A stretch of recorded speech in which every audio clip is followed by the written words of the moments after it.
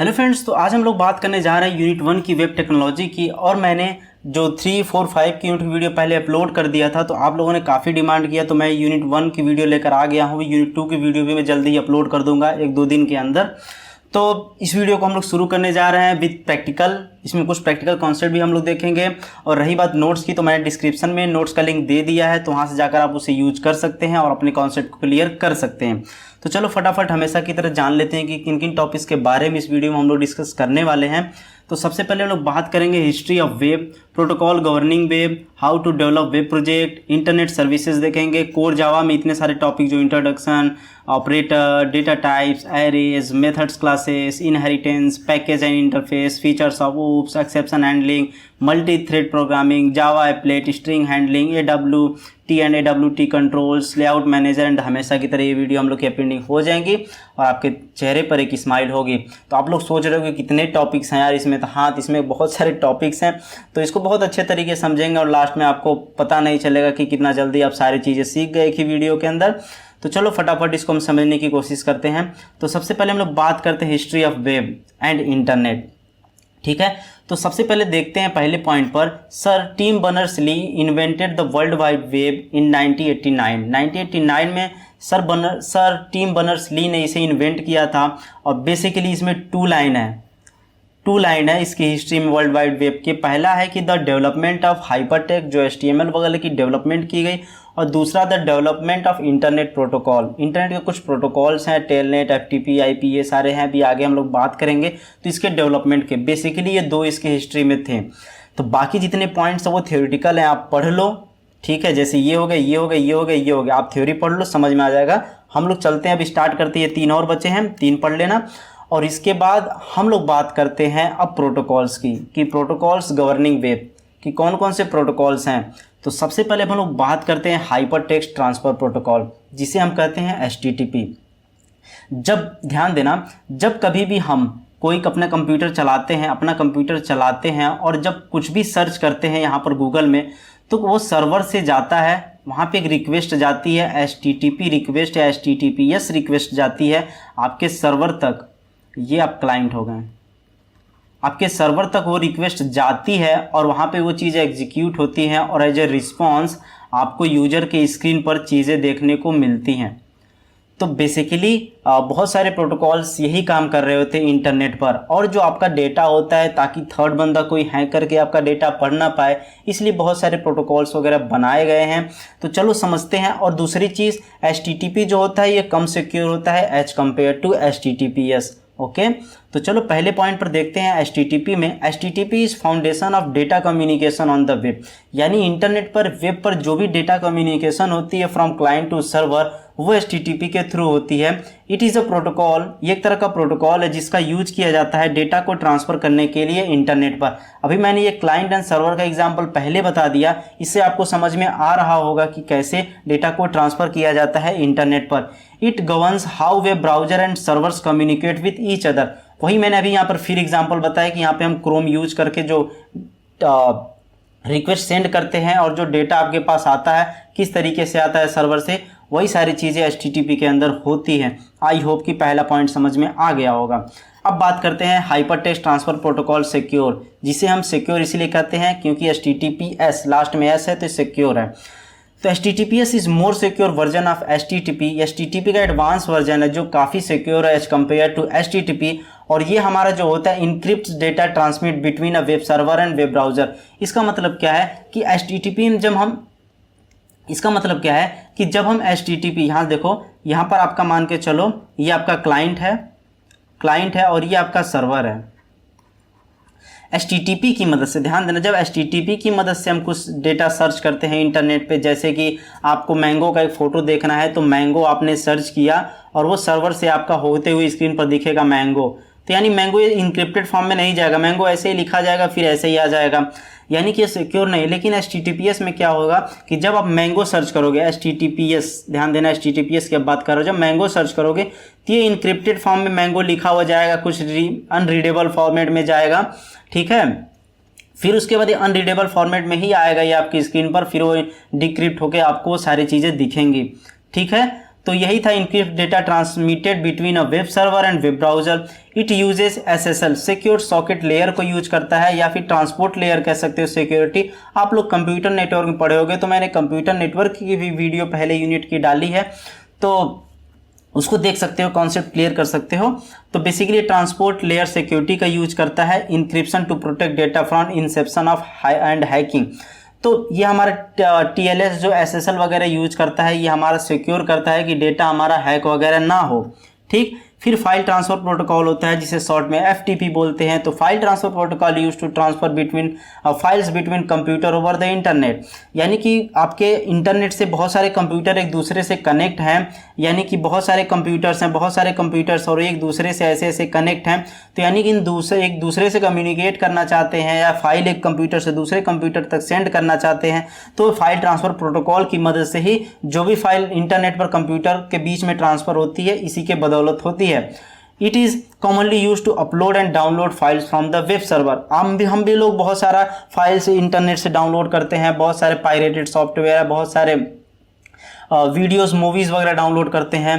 तो ये सारी चीज़ें इसी के थ्रू ही पॉसिबल होती है। अब बात करते हैं हम SMTP। तो सिंपल मेल ट्रांसफर प्रोटोकॉल का काम क्या होता है? ये प्रोटोकॉल यूज किया जाता है sending email over the internet. Internet पर जो भी ईमेल वगैरह ट्रांसफर किए जाते हैं इसी प्रोटोकॉल के थ्रू किए जाते हैं। और it enables email clients to send messages to mail servers which then forward the message to the recipient mail server। यानी कि इसकी मदद से ही हम मेल को ट्रांसफ़र करते हैं। जब हम मेल क्लाइंट, जैसे कि मेल हम जब सेंड करते हैं तो वहाँ सर्वर तक जाता है, फिर वो सर्वर रिसिपिएंट यानी कि जिसको सेंड हम किए रहते हैं उसके पास वो फिर वो मेल ट्रांसफ़र कर देता है, ठीक है। उसके बाद आता है पोस्ट ऑफिस प्रोटोकॉल, जिसे POP बोलते हैं। POP protocol use to retrieving email from a mail server। It allows email clients to download messages from the mail server and store them locally on the user's computer। तो POP का भी email के अंदर ही use किया जाता है, जो कि मेल सर्वर से रिट्रीव करता है ईमेल को। फिर हम बात करते हैं IMAP, यानी कि IMAP is a protocol, full form internet message access protocol होता है। IMAP is a protocol use for retrieving and managing email messages, यानी कि इसका भी काम ईमेल को रिट्रीव करना एंड मैनेज करना ही होता है। It allows email clients to access messages stored on a mail server and synchronise changes between the server and the client. जो भी हम लोग गूगल मेल वगैरह यूज करते हैं वो सारे लोग इन सारे प्रोटोकॉल का यूज करते हैं। क्या होता है कि हम बस नॉर्मली यूज कर रहे होते हैं, लेकिन हमें कभी पता नहीं होता है कि ये भी प्रोटोकॉल्स होते हैं। तो जब हम चीज़ें पढ़ते हैं तो हमें पता चलती है। एक TCP IP एंड UDP होता है। बेसिकली हर डिवाइस की एक एड्रेस होती है, इंटरनेट प्रोटोकॉल एक एड्रेस होता है जो डिवाइसेस एक दूसरे से कम्युनिकेट करती है। तो वहाँ पर भी एक प्रोटोकॉल के जरिए काम होता है। जब हम कोई मैसेजेस सेंड करते हैं तो एक हेडर फाइल होती है जहाँ पे उसका एड्रेस होता है कंप्यूटर का, तो उसकी चीज़ें वहाँ पे होती हैं, डेटा का एक्सचेंज वगैरह उसी बेस पे होता है। तो TCP में बेसिकली सबसे पहले कनेक्शन इस्टेब्लिश होता है, फिर जाके डेटा ट्रांसफ़र होता है। और UDP में यूजर डेटाग्राम प्रोटोकॉल होता है। बेसिकली इसमें ये विदाउट कनेक्शन इस्टेब्लिश किए ही डेटा का ट्रांसफर करने लगता है और लेने लगता है, यही मेन डिफरेंस होता है। TCP IP में सबसे पहले एक कनेक्शन बनाता है, ये कनेक्शन ओरिएंटेड होता है। और UDP ये बिना कनेक्शन बना ही डेटा का ट्रांसफर करता है, इसलिए कनेक्शन लेस होता है, या विदाउट कनेक्शन ये डेटा को ट्रांसफर करता है। तो आई होप कि सारी चीज़ें आपको जो भी प्रोटोकॉल्स हैं समझ में आई होंगी। तो अब हम लोग बात करते हैं कि how to develop web project, कि एक वेब प्रोजेक्ट को डेवलप करना है तो हम कैसे डेवलप कर सकते हैं। तो उसके लिए कुछ स्ट्रैटेजी, कुछ फेजेस वगैरह होते हैं। क्या होते हैं? तो सबसे पहला फेज होता है स्ट्रैटेजी। तो सबसे पहले हम क्या करते हैं? Goals and objective. सबसे पहले तो हमारे दिमाग में कॉन्सेप्ट क्लियर होना चाहिए कि हम एक्चुअल में प्रोजेक्ट बना क्या रहे हैं। हमारा गोल क्लियर होना चाहिए उस प्रोजेक्ट से रिलेटेड, हमारा ऑब्जेक्टिव होना क्लियर होना चाहिए, तब तो जाकर हम कोई प्रोजेक्ट बनाएंगे। अब जैसे कि आप कोई प्रोजेक्ट सोशल से रिलेटेड बनाना चाहते हैं, या फिर कोई स्टूडेंट्स के लिए प्रोजेक्ट बनाना चाहते हैं, या फिर आप कॉलेज के लिए प्रोजेक्ट बनाना चाहते हैं, तो बेसिकली आपका ऑब्जेक्टिव क्या है, आप कौन सी प्रॉब्लम सॉल्व करना चाहते हैं, ये सारी चीज़ें तो आपकी क्लियर होनी चाहिए। फिर उसके बाद आता है कि टीम बिल्डिंग। अगर आपका प्रोजेक्ट बहुत बड़ा है तो वहाँ पे आपको एक टीम की ज़रूरत पड़ती है कि सारे फील्ड की लोग हों ताकि हम अच्छे से प्रोजेक्ट को बना पाए। या फिर प्रोजेक्ट बहुत छोटा है तो आप इंडिविजुअली वो प्रोजेक्ट बना सकते हैं, ठीक है। फिर उसके बाद रिसर्च एंड रिव्यू होता है। क्या होता है कि हम किसी प्रोजेक्ट पे जब काम करते हैं तो ऐसा नहीं होता डायरेक्ट हम काम करने लगते हैं, नहीं, हम एक प्रॉपर डेटा कलेक्ट करते हैं, रिसर्च प्रॉपर करते हैं, लोगों का इंटरव्यू लेते हैं, फिर उसके बेस्ड अपॉन द डेटा हम उस पर अच्छे से एनालिसिस वगैरह करते हैं, फिर उसके बाद हम डॉक्यूमेंटेशन वगैरह करके काम आगे करते हैं। फिर उसके बाद हमारा प्रोजेक्ट प्रपोजल होता है क्या होता है जब हम ये सारे रिसर्च वगैरह कर लेते हैं तो फिर सारा डॉक्यूमेंटेशन करके अपने प्रोजेक्ट का प्रपोजल देते हैं। क्या होता है कि कहीं कहीं पर हमें फंडिंग की ज़रूरत पड़ती है तो फंडिंग आपको कोई वैसे तो नहीं दे देगा, आपको अपना प्रोजेक्ट का प्रपोजल देना पड़ेगा, ये सारी चीज़ें करनी पड़ेगी, फिर आपको वहाँ पर आपको फंड रेज होगा, फिर आप काम करना स्टार्ट करोगे।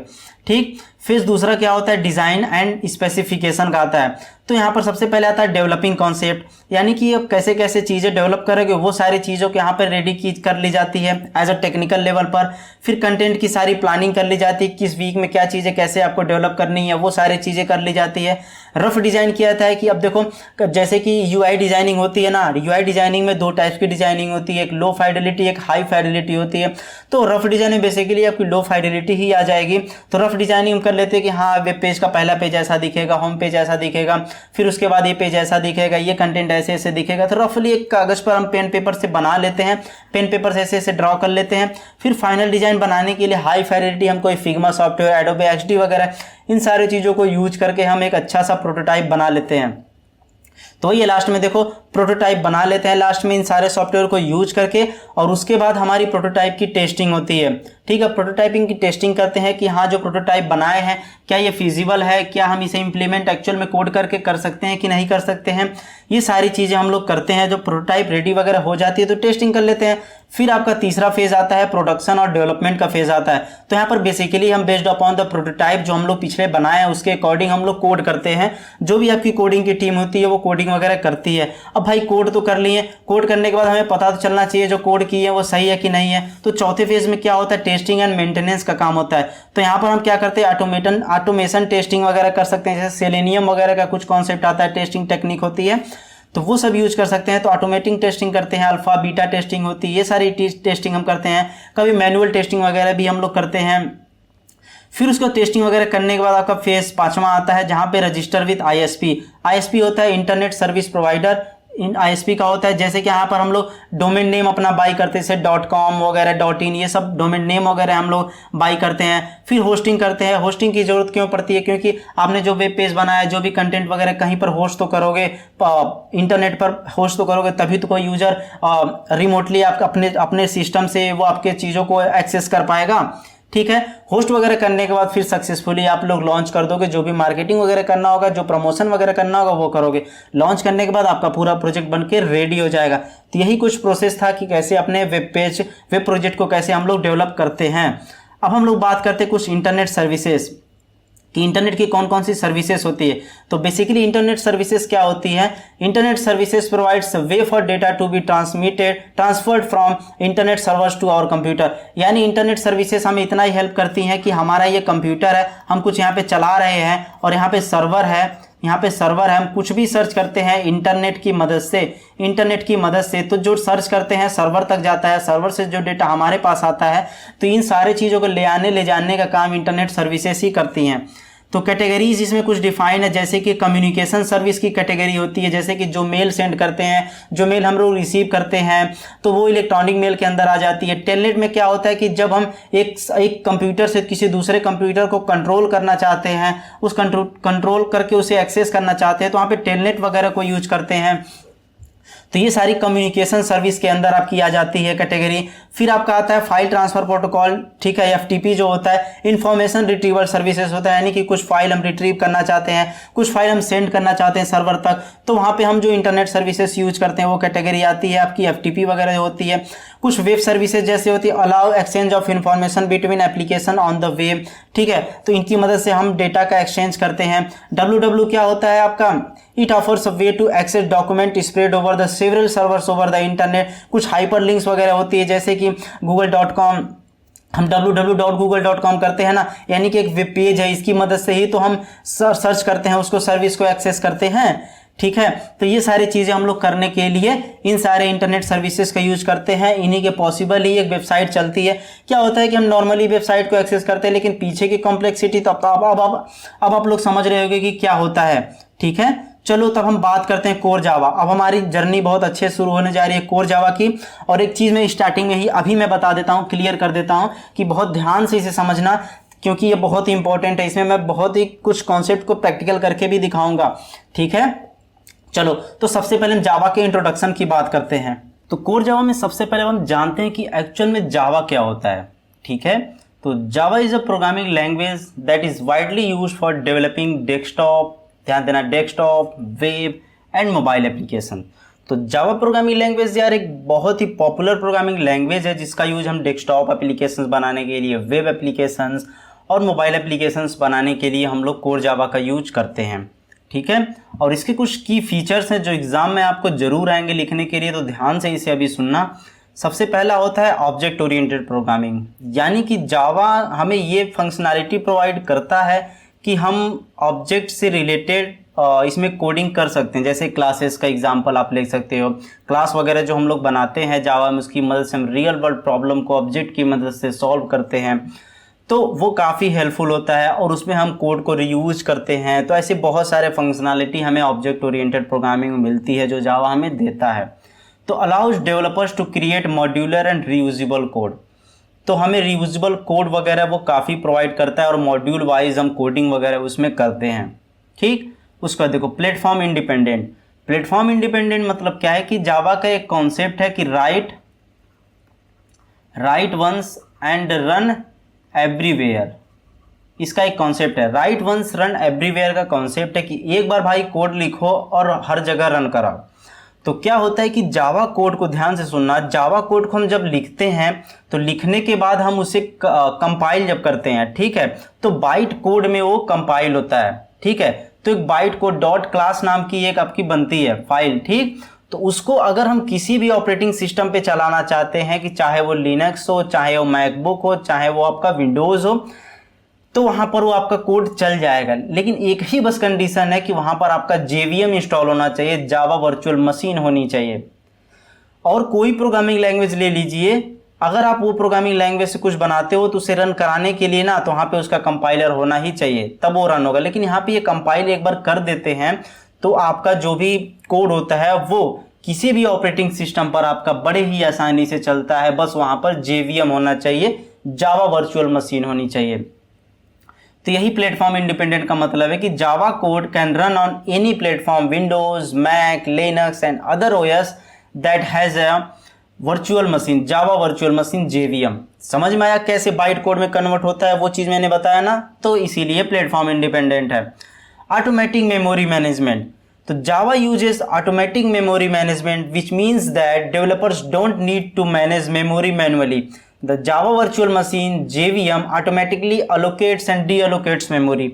आपको पता है कि जब हम कोडिंग करते हैं तो हमारे सिस्टम में आपके हीप एंड स्टैक होते हैं, heap memory and stack memory होती है जहां पर हमारा डेटा जाके स्टोर होता है।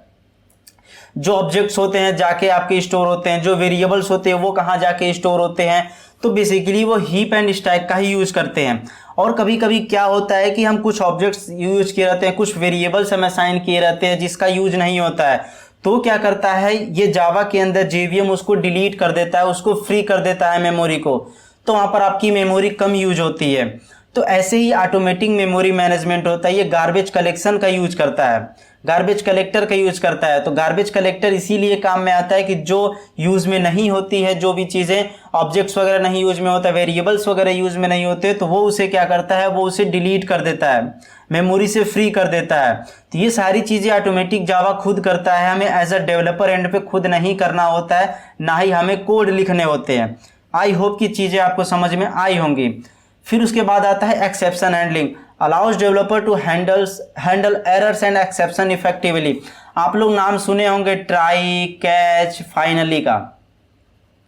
तो ये कुछ हमें फंक्शनैलिटी देता है कि जहां पर हम अपने एरर्स को हैंडल कर सके। हम काफ़ी बार जब कोड को लिखते हैं तो वहाँ पे हमें हैंडल करना होता है, ठीक है, जैसे अरिथमेटिक एक्शन हैंडलिंग, ये सब चीज़ें हम देखेंगे अभी आगे। तो ये सब एक्सेप्शन हैंडलिंग वगैरह का भी हमें फंक्शनैलिटी जावा प्रोवाइड करता है, जिसकी बदौलत हम बहुत ही अच्छा कोड लिख पाते हैं और जो हमारी एप्लीकेशन बनती है वो बहुत ही यूजर फ्रेंडली बनती है। ठीक, चलो अब इसमें देखो फंक्शनैलिटी के अंदर जो आपकी फीचर्स के अंदर आपकी आ जाती है rich API। Java standard libraries include APIs और file IO, networking, database access and more. Java हमें यार बहुत सारी रिच API भी प्रोवाइड करती है जिसकी मदद से नेटवर्किंग, डेटाबेस एक्सेस वगैरह इन सारी फंक्शनैलिटी को भी हम लोग कर सकते हैं बहुत आसानी से। मल्टी थ्रेडिंग का भी इसमें कॉन्सेप्ट आता है, जैसे कि create application that can perform multiple task simultaneously. Multi threading can improve application performance and responsiveness. अब देखो, मल्टी थ्रेडिंग का कॉन्सेप्ट आपका काफ़ी इंपॉर्टेंट होता है किसी भी एक मोबाइल एप्लीकेशंस को बनाने के लिए। जब हम एक मोबाइल एप्लीकेशन यूज करते हैं तो एट द सेम टाइम हम काफ़ी चीज़ें कर रहे होते हैं, जैसे कि आपका वीडियो चल रहा होता है और उसके नीचे आपकी ड्यूरेशन भी चल रही होती है, और जो आपका वो एक आगे बढ़ रहा होता है ना, वो भी चल रहा होता है। तो काफ़ी चीज़ें एक साथ चल रही होती हैं। तो everything is possible only multi threading. तो मल्टी थ्रेडिंग की वजह से ही ये सारी चीज़ें पॉसिबल है। तो इसकी मदद से हम बहुत अच्छा एप्लीकेशन बना सकते हैं, काफ़ी रिस्पॉन्सिवनेस एप्लीकेशन बना सकते हैं। तो ये फंक्शनलिटी भी हमें जावा प्रोवाइड करता है। Security, Java has built in security features that help protect against viruses, malware and other security threats. इसीलिए कहा जाता है कि जावा को यूज किया जाता है बहुत सारी बैकएंड से रिलेटेड एप्लीकेशन बनाने के लिए, और बैंकिंग से रिलेटेड बहुत सारी एप्लीकेशन जो होती हैं वो जावा में लिखी गई हैं। तो आई होप कि जावा के फीचर्स आपको पसंद आए होंगे, तो जावा को अब आप लोग भी यूज करोगे। अब हम बात करते हैं ऑपरेटर्स की। तो जावा के अंदर कौन कौन से ऑपरेटर्स होते हैं, चलो उसको समझ लेते हैं। उसको समझने से पहले बात कर लेते हैं चैनल के बारे में। अगर सच में दिल से वीडियो अच्छी लग रही है तो यार चैनल को सब्सक्राइब कर लो, ताकि आपकी जो भी वीडियो मैं नेक्स्ट डालूँ नोटिफिकेशन मिल जाए, क्योंकि मैं यूनिट 2 की वीडियो जल्दी ही अपलोड करने वाला हूँ, तो उसकी नोटिफिकेशन आपको मिल जाएगी। और वीडियो को यार एक लाइक कर दो, इससे मुझे पता चलता है कि हाँ लिटरली सच में आपको ये वीडियो समझ में आ रही है, अच्छी लग रही है, जो मुझे मोटिवेट करता है कि आपके लिए मैं नेक्स्ट वीडियो जल्द से जल्द बनाकर अपलोड करूं। आप लोग ये भी कमेंट कर सकते हो कि किस टॉपिक पे वीडियो आपको चाहिए, तो मैं कोशिश करूंगा। बहुत सारे लोग अगर उस पर कमेंट करोगे तो मैं उस पर वीडियो आपको ला कर दूंगा।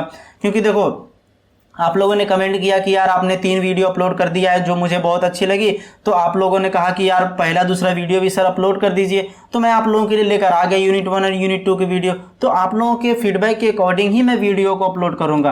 तो आई होप कि आप लोग कमेंट जरूर करके मुझे बताओगे। तो अब हम लोग बात करते हैं ऑपरेटर्स में। तो सबसे पहला आता है यूनरी ऑपरेटर। तो यूनरी ऑपरेटर क्या करता है, the Java unary operator require only 1 operand. Basically ये एक ऑपरेंड को ये कंटेन करता है, ठीक है। Unary operators are used to perform various operations such as. सबसे पहले तो ऑपरेटर एंड ऑपरेंड के बीच में समझो।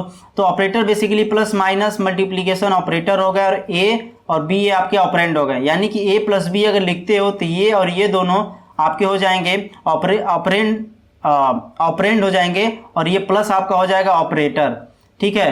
तो unary operator are used to perform various operation such as incrementing और decrementing a value by 1 और inverting the value of a boolean।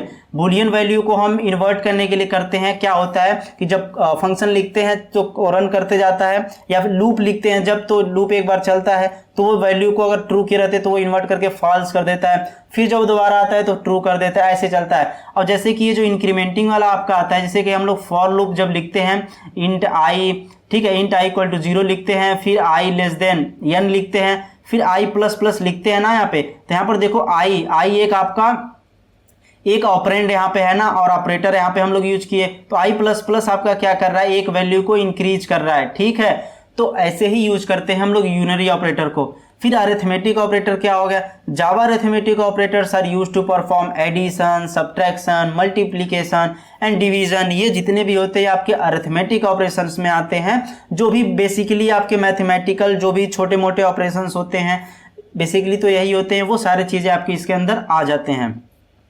Relational operator में क्या होता है, रिलेशनल मतलब क्या होता है, संबंध। यानी संबंध आपका एक इंसान से तो होगा नहीं, बेसिकली 2 लोगों से होगा, तो वही होता है। Relational operator enable us to test for any relationship between 2 operands.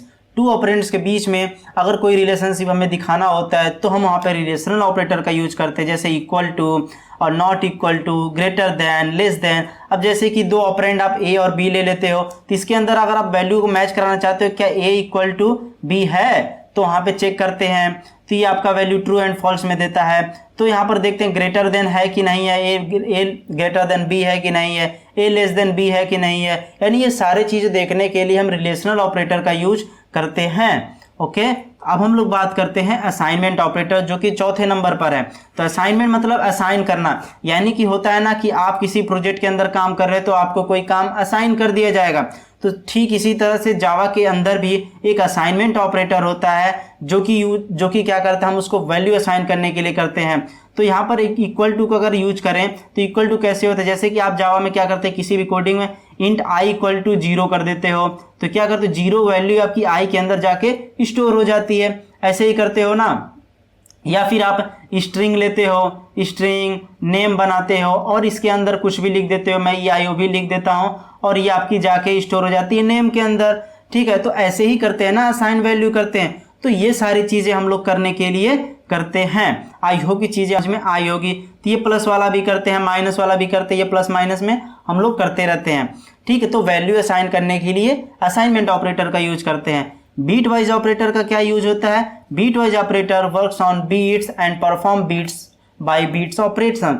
अब जैसे कि it can be applied to the integer types long, int, short, char, byte, इन सब पर हम अप्लाई कर सकते हैं। जैसे कि एंड ऑपरेटर होता है, और ऑपरेटर होता है, जॉर ऑपरेटर होता है, इन सारी चीज़ों को हम लोग यूज कर सकते हैं बीट वाइज ऑपरेटर में। ठीक है, और बहुत सारे लोग इसकी कोडिंग नहीं करते हैं, लेकिन हम लोग right shift left shift code करना चाहते हैं तो उसकी वजह से करते हैं। और जो बीट वाइज को यूज करके जो हम लोग कोडिंग करते हैं, एक चीज़ मैं यहाँ पे बता रहा हूँ, जो बीट वाइज को यूज करके हम लोग कोडिंग करते हैं वो काफ़ी फास्ट होती है। दो वर्ड को दो डिजिट को अगर आपको ऐड करना है तो हम बीट वाइज ऑपरेटर की मदद से भी ऐड कर सकते हैं, और जो हम लोग की एग्जीक्यूशन स्पीड होगी वो बहुत ही फास्ट होगी एज कम्पेयर टू अगर हम प्लस ऑपरेटर यूज करके करते हैं तो वहाँ पे स्लो होगी, अगर बीट वाइज से करते हैं तो बहुत ही फास्ट होगी। आई होप की चीज़ आपको समझ में आ गई होगी। अब बात करते हैं कुछ डेटा टाइप्स की जो जावा के अंदर होते हैं, कौन कौन से होते हैं। तो सबसे पहले तो आपका प्रिमिटिव डेटा टाइप्स होते हैं। तो प्रिमिटिव डेटा टाइप्स में बेसिकली क्या है, primitive data types are build in data types. Build in का मतलब क्या है, तो जावा के अंदर पहले समय बने बनाए मिलते हैं। तो होता है बाइट होता है जो कि 8 बीट साइंड इंटीजर को कंटेन करता है, शॉर्ट होता है, इंट होता है, लॉन्ग होता है, कैर होता है, बुलियन होता है। तो इन सारी चीज़ों को कैसे यूज करते हैं, ऐसे ही करते हैं ना, इंट लिखते हैं, इंट आई इक्वल टू आई, ऐसे इंट आई लिखते हैं, या इंट ए लिखते हैं, फिर इंट बी लिखते हैं। तो ऐसे ही डेटा टाइप्स होते हैं ना, वेरिएबल वगैरह बनाते हैं हम लोग।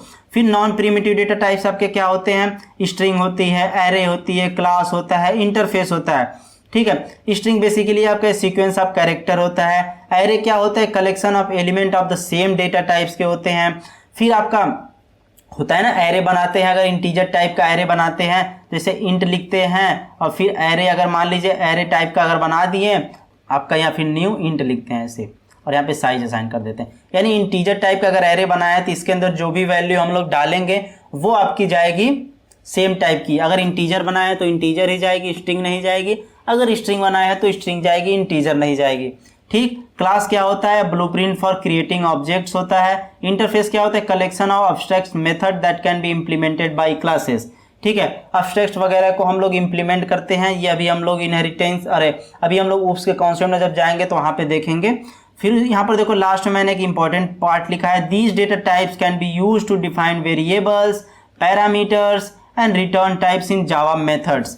इन सारी चीज़ों को करने के लिए करते हैं। अभी मैं एक चलो मेथड एक लिख कर आपको यहाँ पे बताता हूँ। एक मेथड आप लिखते हो पब्लिक स्टैटिक वाइड, जो कि कुछ रिटर्न नहीं करेगा, या रिटर्न में मान के चलो मैं यहाँ पे इंट लिख देता हूँ, रिटर्न ये इंटीजर करेगा, और यहाँ पे मैं सम लिख देता हूँ। सम में आप यहाँ पे वैल्यू इंट ए पास करोगे और एक इंट बी पास करोगे।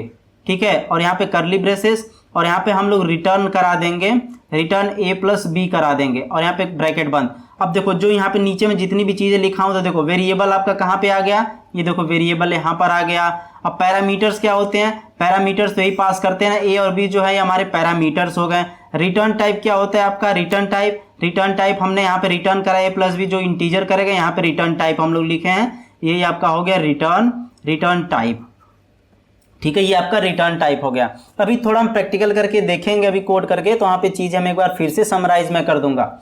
अब बात करते हैं हम लोग एरेज की। ठीक है, एरे क्या होता है, तो बेसिकली एरे क्या होता है, an array in Java is a data structure that allows you to store a collection of values of the same data type. ये मत भूलना कभी, सेम डेटा टाइप ही हम एरे के अंदर स्टोर करते हैं इन अ कंटिग्यूअस ब्लॉक्स ऑफ मेमोरी। कंटिग्यूअस का मतलब क्या है कि 0 1 2 3 से स्टार्ट होता है, ऐसा नहीं है 0 के बाद 5 पे चला जाए, बीच में का 1 2 3 4 गायब हो जाए, नहीं, ये कंटिन्यूस मेमोरी एलोकेट करता है, वैसे ही मेमोरी में आपका स्टोर होती है value. Each value in array identifies by index, index के थ्रू हम आइडेंटिफाई कर सकते हैं। अभी मैं प्रैक्टिकल बताऊंगा कि कैसे इंडेक्स वाइज वैल्यू को फेच करते हैं। Which is a non negative integer that represents its position in array, zero से लेके हम ऊपर की तरफ जाते हैं, ठीक है, ये पॉजिटिव वैल्यू होती है जो इंडेक्स बताती है। The first element in array, हमेशा जो पहला एलिमेंट होता है एरे के अंदर वो 0 से शुरू होता है, और जो सेकेंड होता है 1 से होता है, और ऐसे ही आगे 1 2 3 4 5 ऐसे बढ़ते चला जाता है। एक एरे को बनाने के लिए जावा के अंदर सबसे पहले तो हम डेटा टाइप लिखते हैं, और डेटा टाइप क्या होता है, किस टाइप का, स्ट्रिंग चाहिए, इंटीजर चाहिए, तो मैंने यहाँ पे इंट लिखा। फिर एरे का नेम, आखिर में आप किस नाम से एरे को बनाना चाहते हो, तो एरे का नाम मैंने दे दिया माई एरे, एरे का एक नाम दे दिया। न्यू लिखते हैं, न्यू कीवर्ड होता है तो न्यू कीवर्ड लिखते हैं क्योंकि एक नया हम लोग बनाने वाले हैं। फिर यहाँ पे डेटा टाइप लिखते हैं, इंट मैंने डेटा टाइप लिखा, और इसके अंदर बड़े ब्रैकेट के अंदर, स्क्वायर ब्रैकेट के अंदर एरे का साइज देते हैं कि कितने साइज का एरे हम लोग बनाना चाहते हैं। तो हमने 5 लिख दिया कि हाँ मैं 5 साइज का एरे बनाना चाहता हूँ। तो ये आपका माई एरे जो बनेगा 5 बनेगा, जिसका इंडेक्स 0 1 2 3 4 होगा, 5 नहीं होगा, ध्यान देना। ये 5 इंडेक्स तो होगा, 1 2 3 4 5 है ना, लेकिन इंडेक्सिंग ये 0 से स्टार्ट होगी, ये ध्यान दीजिएगा। तो देखो माई एरे तो बन गया, माई एरे बन गया। एक एरे बनाने का मेथड ये दूसरा, ये फर्स्ट मेथड हो गया। एक सेकेंड मेथड ये भी होता है कि इंट लिखें, ठीक है, डेटा टाइप लिखें, जो नाम से बनाना है वो बनाएं, और आपका ये जो करली ब्रेसेस होता है इसके अंदर हम वैल्यू 1 2 3 4 5 लिख सकते हैं। और जैसे ही ये डब्बा मैं ऐसे बना रहा हूँ, और यहाँ पर हम 0 इंडेक्स लिख रहा हूँ मैं अभी, 0 1 2 3 4 5 लिख दिया, 5 नहीं रहेगा, ठीक है, 4 तक मैंने लिखा, 4 तक। यहाँ पर आपका जो पहली वैल्यू होगी यहाँ पे जाके स्टोर होगी, ध्यान देना, यहाँ पर आपकी वैल्यू स्टोर होगी, ये आपके इंडेक्स है, नीचे जो है इंडेक्स है। तो 0 पर आपका 1 स्टोर होगा, 1 पर 2 होगा, 2 पर 3 होगा, 3 पर 4 होगा, 4 पर 5 होगा। तो ये वैल्यू ऐसे आपकी स्टोर हो जाएगी, ठीक है, ऐसे भी स्टोर होगी, ठीक है। आई होप की चीज़ें आप समझे होंगे। तो मेथड एंड क्लासेस अभी हम लोग बात करेंगे, लेकिन फिर चलते हैं अभी एरे पर ही, और प्रैक्टिकल करके इंटेलिजेंट आइडिया के अंदर देखते हैं कि कैसे एक एरे जावा के अंदर काम करता है। और पीछे अभी हमने कुछ डेटा टाइप्स वगैरह की बात किया था, उन सारे चीज़ों को भी हम लोग, और ऑपरेटर्स वगैरह भी एक थोड़ा कोशिश देखते हैं, कर लेंगे, उसको भी यूज करके हम लोग देख लेंगे, ठीक है। तो चलो उसको एक बार करके हम लोग प्रैक्टिकली देखते हैं। तो यहाँ पर मैं आ गया हूँ इंटेलिजेंट आइडिया के अंदर, और यहाँ पर हम लोग कोड करेंगे जावा का, ठीक है। और पहली चीज़ मैं आपको बता देता हूँ कि अगर इस वीडियो को आप लोग देख रहे हो तो 1080 यानी कि 1080 पिक्सल्स पे कर लो, वहीं पर वीडियो को देखो यूट्यूब में, या 720 पर कर लो, क्योंकि जो मैं कोड लिखूंगा वो आपको नॉर्मल 360 वगैरह 480 पर नहीं क्लियर दिखेगा। तो सबसे पहले जाकर वीडियो को पॉज करके सेटिंग में सबसे पहले आप इसकी बढ़ा लो, 720 या 1080 पर कर लो, ठीक, फिर जाकर इस वीडियो को देखो। तो सबसे पहले जावा का ये बेसिकली ये मेन स्ट्रक्चर होता है, और सबसे पहले देखो यहाँ पर मेन मेथड है, ये मेन मेथड होता है। जब जावा का प्रोग्राम रन होता है तो सबसे पहले मेन ही कॉल करता है कंपाइलर, और यहीं से कंपाइल करना वो स्टार्ट करता है। और सबसे ऊपर क्या दिया हुआ है, यहाँ पर क्लास का नाम दिया हुआ है, मेन जो है क्लास का नाम है, ठीक, क्लास का नाम है। और यहाँ पर जो नाम दिए रहते हैं, जो फाइल आप बनाओगे उसका जो नेम रहेगा वही नाम यहाँ पर भी रहेगा। और यहाँ पर हमने क्लास को पब्लिक रखा है, ठीक है। तो अगर बहुत सारे लोग पूछते हैं कि इस पूरे का मतलब क्या होता है, तो मतलब एक बार समझ लेते हैं कि यहाँ पर सबसे पहले पब्लिक जो होता है ये आपका एक्सेस मॉडिफायर होता है, पब्लिक होता है। और यहाँ पे स्टैटिक होता है। स्टैटिक का मतलब क्या होता है कि स्टैटिक अगर हम किसी मेथड को बना देते हैं तो बिना ऑब्जेक्ट बनाए हम उसको यूज कर सकते हैं, तो इसलिए यहाँ पे स्टैटिक किया गया है। वाइड ये रिटर्न टाइप है, जो कि ये रिटर्न कुछ नहीं करेगा, ठीक है, ये रिटर्न टाइप है। मेन नाम है, मेथड का नाम मेन है। ये स्ट्रिंग है, स्ट्रिंग किस टाइप का है, एरे स्ट्रिंग है, ठीक है, आर्गुमेंट्स नाम से बना है। तो जितने भी चीजें आप कोड लिखेंगे मेन के अंदर वो एज ए आर्गुमेंट स्ट्रिंग के फॉर्मेट में लेगा और सारा कोड कंपाइल करेगा आपका। समझ में आया इस पूरे कोड का मतलब क्या है? तो बढ़िया, बहुत बढ़िया समझ में आ गया। तो जावा में सबसे पहले इंटेलिजेंट आइडिया के अंदर एक बहुत शानदार चीज अगर हम साउट लिख देते हैं तो ये पूरा लिख देता है system.out.println। इसकी मदद से हम चीजों को प्रिंट करते हैं, ठीक है। तो देखो एक चीज मैं आपको क्लियर कर देता हूं, मैं अभी आपको कुछ बेसिक्स तरीके की ही चीजें बताऊंगा, बहुत डीप में नहीं जाऊंगा। अगर आपको डीप में सारी चीज़ सीखनी है तो कमेंट कर सकते हो कि हाँ आप जावा पर एक सीरीज लाइए और अच्छे तरीके से पढ़ाइए जिस तरीके से मैं पढ़ाता हूँ। तो मैं ज़रूर वीडियो लाऊंगा आप लोगों के लिए जावा की, और ऐसा नहीं है छोटी छोटी वीडियो लाऊंगा, ऐसे तरीके से लाऊंगा कि सारी चीज़ें आपको क्लियर हो जाए, लेकिन तभी लाऊंगा जब आप लोग बहुत सारे लोग रिस्पॉन्स करोगे। ठीक है, तो मैं वीडियो ला दूंगा, कलेक्शन फ्रेमवर्क की वीडियो ला दूंगा, ऊप्स की वीडियो ला दूंगा, मल्टी थ्रेडिंग की वीडियो ला दूंगा, जावा के बेसिक्स ला दूंगा, ऊप्स में बहुत सारे रियल वर्ल्ड के एग्जाम्पल को मैं कवर कर दूंगा। तो बहुत सारी चीज़ें हैं कवर करने के लिए, अगर आप रिस्पॉन्स करोगे तभी मैं लाऊंगा, एक सब्जेक्ट से हट के मैं वीडियो लाऊंगा। ठीक है, तो चलो अपने टॉपिक पर आते हैं, पॉइंट पर आते हैं और इसको समझने की कोशिश करते हैं। तो system.out.println लिखते हैं किसी भी चीज़ को जावा के अंदर प्रिंट कराने के लिए। तो यहाँ पर मैं प्रिंट कराना चाहता हूँ, कुछ भी लिख देता हूँ यहाँ पे, मैं यहाँ पे लिख देता हूँ कि EIOB लिख देता हूँ, EIOB मैं प्रिंट कराना चाहता हूँ। तो और यहाँ पे देखो प्लस का मतलब रन का आइकन बना है, रन पे जैसे ही क्लिक करूँगा तो यहाँ पर EIOB प्रिंट होके आ गया, यानी कि मेरा प्रोग्राम रन कर रहा है अच्छे से।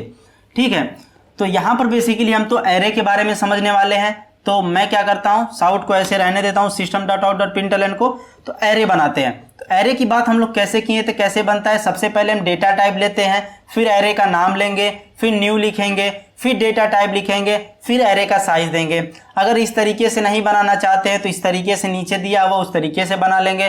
तो चलो चलते हैं हम इंटेलिजे के अंदर। यहाँ पे डेटा टाइप क्या लिखेंगे, इंट लिखेंगे, फिर एरे बनाना है तो स्क्वायर ब्रैकेट वाला ये लिखेंगे, फिर क्या था, एरे का नाम देंगे, तो माई एरे दे देते हैं, माई एरे लिख देते हैं। माई एरे बनाने के बाद फिर न्यू कीवर्ड लगाते हैं, फिर क्या करेंगे, फिर डेटा टाइप लिखेंगे इंट, ये सजेस्ट कर दिया, जैसे मैं एंटर प्रेस किया आ गया, फिर आपका साइज दे देते हैं, फिर आपका सेमीकोलन लगा देते हैं। ठीक है, तो इतना लगने के बाद आपका एरे बन के रेडी हो गया। लेकिन इस एरे के अंदर कुछ नहीं है। अब इस एरे में आपको पता चल गया कि इंडेक्स कितने हैं, 0 से लेके 4 तक हैं। अगर मैं इस एरे को एक्सेस करना चाहता हूँ system.out.println में, तो यहाँ पे माई एरे मैं लिखता हूँ जैसे ही, और मैं इंडेक्स 0 को अगर एक्सेस करता हूँ तो देखो रन करके क्या आता है, 0 इंडेक्स किया 0 आया।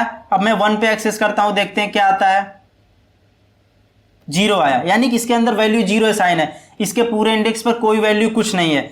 तो अगर हम इंडेक्स, अगर हम मान के चलिए 5 डाल देते हैं इंडेक्स, हमने बात किया ना 0 1 2 3 4 तक ही इंडेक्स है, अगर 5 एक्सेस कर लेते तो क्या होगा, तो देखो ये एक्सेप्शन दे दिया। एक्सेप्शन हमें क्या दे रहा है, array index out of bound, ये हमें एक्सेप्शन दे दिया, यानी कि हम उस इंडेक्स को एक्सेस कर रहे हैं जिसका इंडेक्स है ही नहीं। अगर यहाँ पे 6 लिखेंगे तब वो इंडेक्स बन जाएगा 5 वाला, तो इसलिए हमें एक्सेप्शन मिल रहा है। तो बेसिकली यहाँ पर अभी हम 0 मतलब कुछ भी लिख सकते हैं, अभी कुछ मत लिखो, हम इसको क्लियर कर देते हैं, सिंपल से हम इसे क्लियर कर देते हैं, अभी एक्सेस करेंगे आराम से।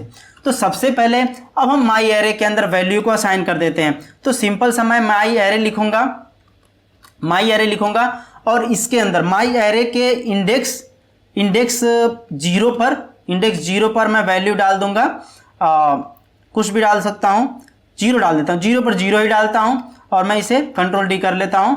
और फिर इंडेक्स 1 पर, इंडेक्स 2 पर, इंडेक्स 3, इंडेक्स 4, और मैं सारे पर वैल्यू असाइन करता जाता हूँ। इंडेक्स माई एरे पर 1 पर चलो 1 2 3 कर देता हूँ ताकि आसानी हो गया। यहाँ पर 4 5 कुछ ऐसे ही कर देता हूँ, और यहाँ पर भी कुछ ऐसे कर देता हूँ, यहाँ पर कुछ ऐसे कर देता हूँ। ठीक है, ये वैल्यू हमने इसमें डाल दिया। ठीक, अब चलो, अब हमें मान के चलो इसमें मान लो कुछ और वैल्यू डाल देता हूँ। हाँ, अब हम इंडेक्स वाइज जब एक्सेस करते हैं अगर system.out.println में, क्योंकि प्रिंट करा के देखना है, तो हम माई एरे लिखते हैं और इंडेक्स, अब 0 इंडेक्स पर देखते हैं हमारी वैल्यू क्या है, तो सिंपल सी जाहिर सी बात है 0 ही आएगा, 0 आ गया। अब इंडेक्स 1 पे देखते हैं हमारी वैल्यू क्या है, तो इंडेक्स 1 पर आपकी वैल्यू है जी 1 2 3, आ गई ना 1 2 3। तो आपको समझ में आएगा कि कैसे एरे को हम लोग यूज करते हैं। तो ये एक तरीका हो गया। अब एक दूसरा तरीका जो हमने बात किया था ना एरे को, उस तरीके से चलो देखते हैं। अगर एक चीज़ और, अगर एरे को ऐसे ही कॉल करा दे तो क्या प्रिंट होगा, माई एरे लिख के प्रिंट करा देते हैं, तो देखो एक गार्बेज, मतलब वैसे ही गार्बेज वैल्यू फालतू का प्रिंट करा रहा है। अब आप कह रहे हो कि इंडेक्स वाइज ऐसे ऐसे प्रिंट कर रहे हैं, तो अगर एक ही साथ सारा हमें प्रिंट कराना हो तो कैसे प्रिंट कराएंगे, तो यहाँ पे सिंपल हम फॉर लूप यूज करेंगे। Int i equal to 0 index से i less than my array का लेंथ ले लेंगे। माई एरे का लेंथ कितना है, माई एरे लेंथ ले लेंगे, लेंथ से छोटा, और आई प्लस प्लस। ठीक है, लेंथ कितना है इसका 5 है, 5 के नीचे चलेगा ना, 0 1 2 3 4 तक चलेगा ना, 5 हो जाएगा। अब फिर यहाँ पे साउट लिख देंगे और इसके अंदर सिंपल सा हम लोग कॉल करा देंगे माई एरे, और यहाँ पे आई लिख देंगे, और जितनी वैल्यू होगी आपकी सारी प्रिंट होके अभी आ जाएगी। ये देखो 0 1 2 3 सब आ गई ना वैल्यू, ऐसे ही प्रिंट कराते हैं। अब देखो एक दूसरा टेक्निक हम लोग बात किए थे, ये वाला टेक्निक देखो, ये नीचे तरीका जो नीचे दिया हुआ है इसको कैसे हम एरे बनाते हैं, इसको प्रैक्टिकल करके एक बार चलो देख लेते हैं। इंट लिखा और स्क्वायर ब्रैकेट लगाया और यहाँ पे न्यू एरे लिख देता हूँ मैं, न्यू एरे लिख दिया और यहाँ पर हम लोग वैल्यू असाइन कर देते हैं। मान चलो मैं 12 असाइन किया, फिर 4 5 किया, ऐसे किया, ऐसे किया, ऐसे किया, ऐसे किया, ऐसे करते चला गया, ऐसे करते चला गया। ठीक है, यहाँ पे डबल कामा लग गया है। ठीक है, यहाँ पे लगा दिया सेमी कॉलन, ये आपका माइंड न्यू एरे बन गया। अब चलो इसको थोड़ा एक्सेस करके देखते हैं इस एरे में कि जो वैल्यू हमने इंसर्ट किया सारा प्रिंट हो रहा है कि नहीं हो रहा है। तो सिंपल इसी लूप से इसको भी कॉल कर लेंगे, कॉल की हम देखते हैं आ रहा है कि नहीं। देखो एग्जैक्टली आ गया 12 45 458 45 45। अब आप कह रहे हो कि यार कहीं क्यों यहीं तक आए, ध्यान दो लेंथ तो हमने इसका वाला लिया है और प्रिंट तो इसको करा रहे हैं, तो इसको भी तो चेंज करना पड़ेगा। माई एरे न्यू एरे करके था ना, न्यू एरे डॉट लेंथ कर देंगे और ये कर देंगे। अब हम इसे रन करते हैं तो ये आपका पूरा अच्छे से प्रिंट करेगा। देखो पूरी वैल्यू आ गई ना। आई होप कि सारी चीज़ें आपको समझ में आ गई होंगी।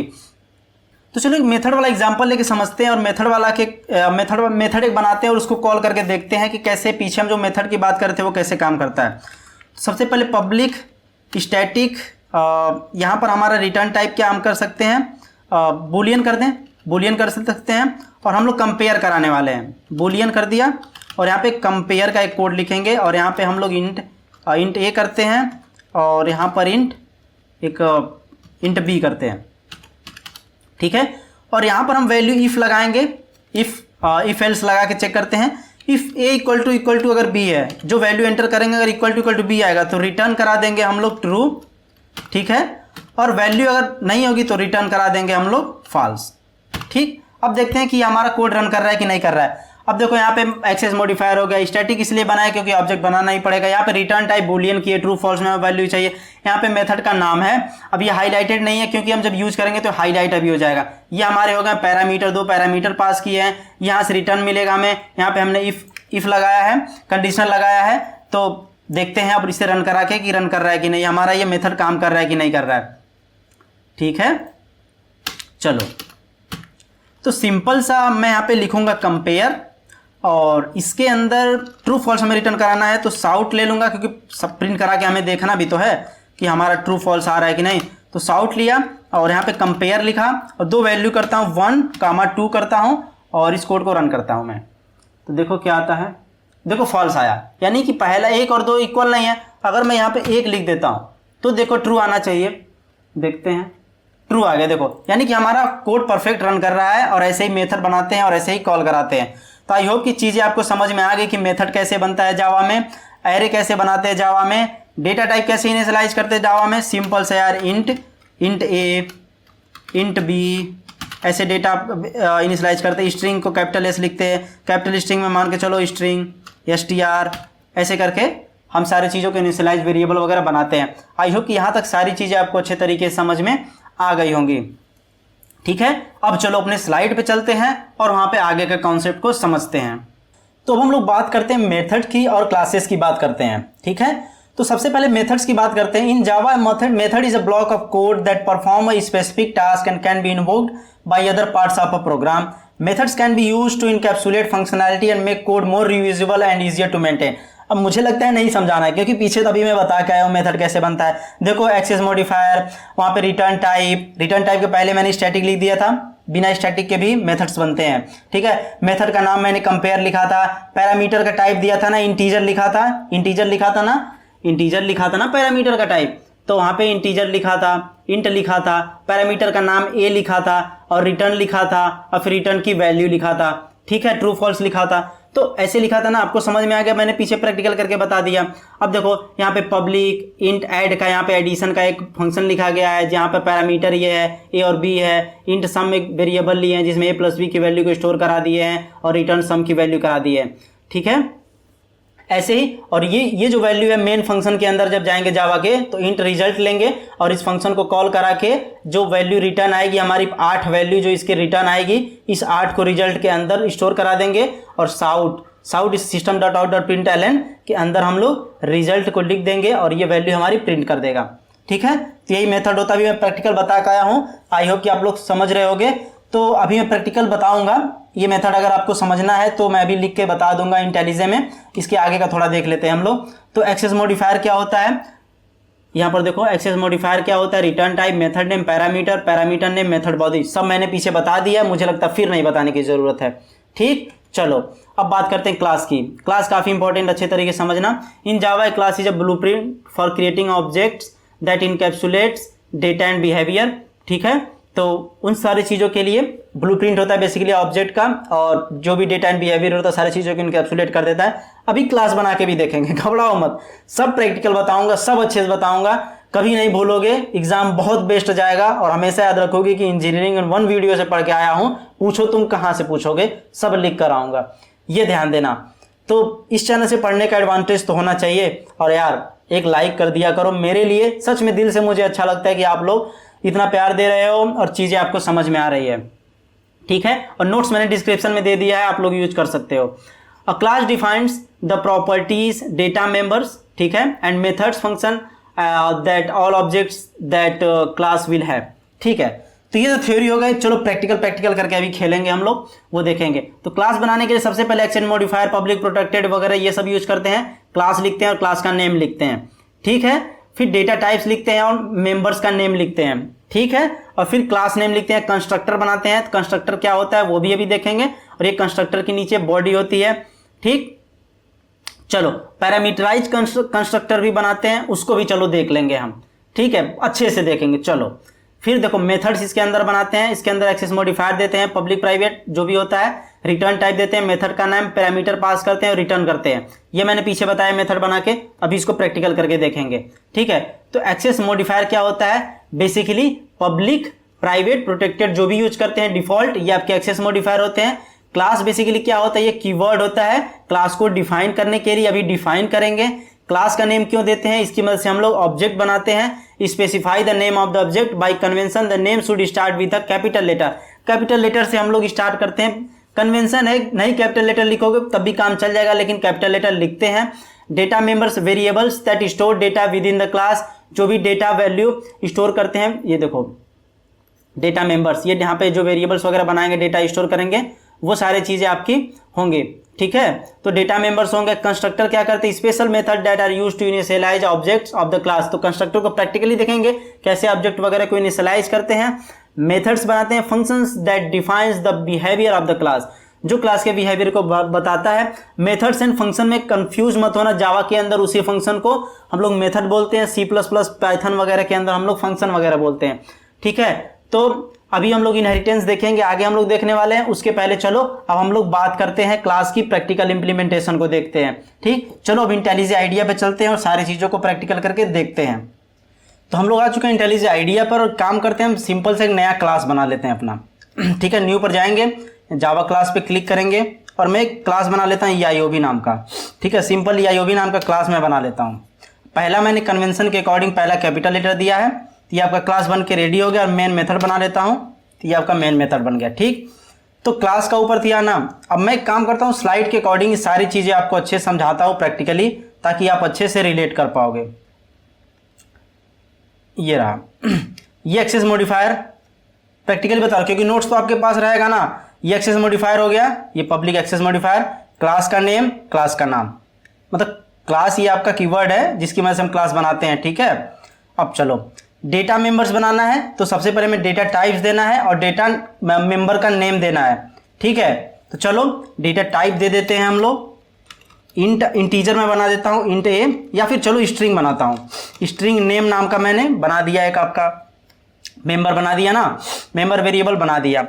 अब इसके बाद नीचे देखो क्या दिया हुआ था, नीचे कंस्ट्रक्टर दिया हुआ था। ध्यान देना, एक चीज़ ध्यान देना कि जावा के अंदर कंस्ट्रक्टर एक बाय डिफ़ॉल्ट होता है। ठीक है, अगर हम नया कंस्ट्रक्टर कोई बनाते हैं पैरामीटराइज, तो हमें एक डिफ़ॉल्ट कंस्ट्रक्टर बनाना पड़ता है खुद। ठीक है, एक इम्पटी कंस्ट्रक्टर बनाना पड़ता है। अब इस फिर से सुनो कि जावा हमारे लिए बाय डिफ़ॉल्ट कंस्ट्रक्टर एक रखता है, जब हम ऑब्जेक्ट बनाते हैं तो वो यूज में आता है। अगर हम कोई अपनी मर्जी से पैरामीटराइज कंस्ट्रक्टर जब बनाते हैं, तो हमें वहाँ पर एक इम्पटी कंस्ट्रक्टर बनाना पड़ता है खुद से। ठीक, और कंस्ट्रक्टर का नेम हमेशा क्लास के नेम से सेम होता है। क्लास का नेम जो EIOB है, इसी नाम से कंस्ट्रक्टर बनेगा आपका। तो चलो एक कंस्ट्रक्टर बनाते हैं। तो ये तो आपका हो गया सिंपल सा एक एम्पटी कंस्ट्रक्टर हो गया, ठीक, एम्पटी कंस्ट्रक्टर।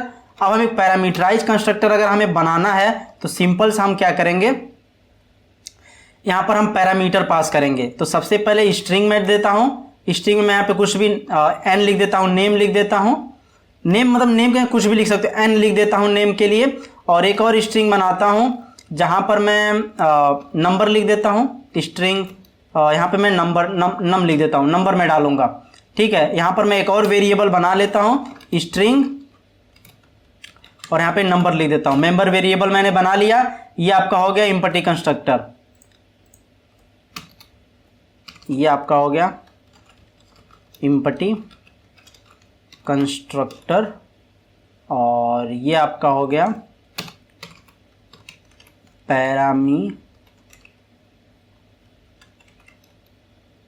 पैरामीटराइज कंस्ट्रक्टर, ये आपका हो गया पैरामीटराइज कंस्ट्रक्टर हो गया, ठीक है।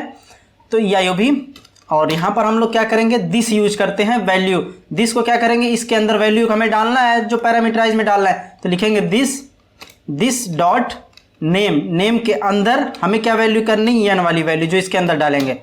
और फिर दिस डॉट नंबर के अंदर हमें नम वाली वैल्यू को इंसर्ट कर देना है, ठीक। ये पैरामीटराइज कंस्ट्रक्टर बन गया। चलो अब मेथड्स एक बना लेते हैं।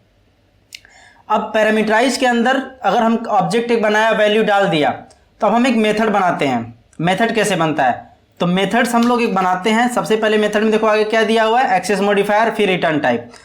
तो मैं यहाँ पे पब्लिक लिख देता हूँ, स्टैटिक लिख देता हूँ, पब्लिक स्टैटिक।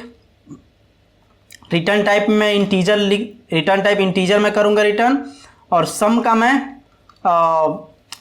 का मैं एक फंक्शन, सम का मैं कोड लिखता हूँ, या फिर सम का नहीं लिखता हूँ तो सम का ही कोड लिखता हूँ, सम, ठीक है। इंटीजर ए वैल्यू एक आएगा और एक इंट बी आएगा, और इन सबको मैं दोनों को रिटर्न करा दूंगा ए प्लस बी, ठीक है। ये सम वाली आपकी हो गई।